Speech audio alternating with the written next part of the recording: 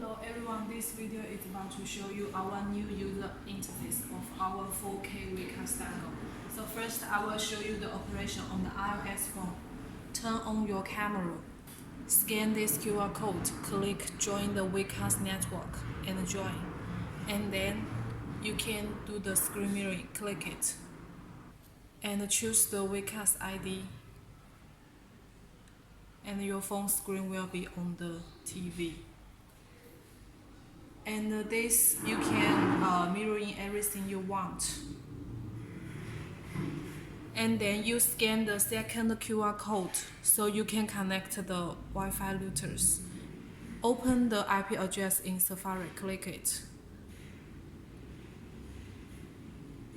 And then choose one Wi-Fi which is available for you and input the password.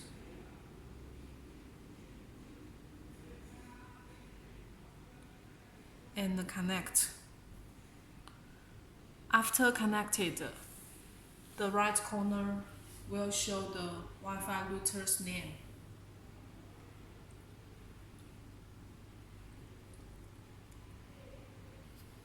And then your phone connects to the same Wi-Fi router and go to the screen mirroring and choose the webcast ID and click it.